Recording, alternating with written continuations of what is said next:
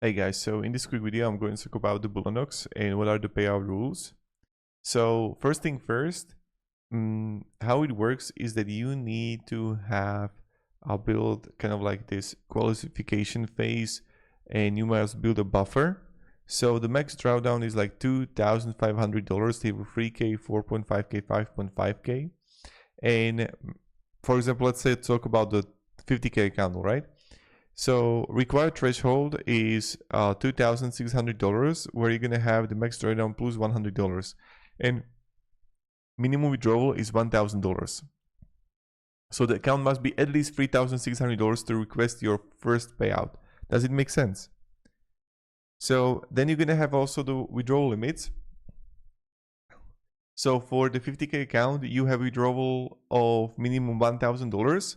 And maximum withdrawal for first three payouts are $1,500.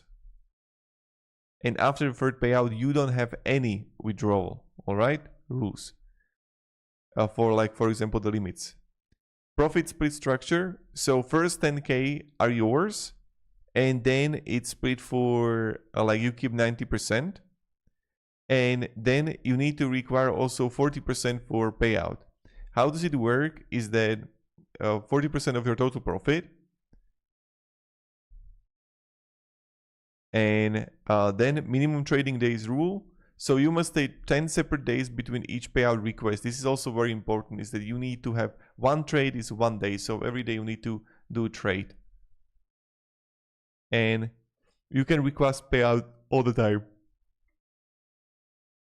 So then after a moment, you're gonna have the kind of like successful payouts. You can go to live funded account.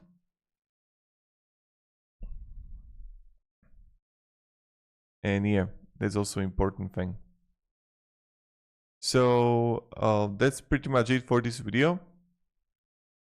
And yeah, have a great day and goodbye.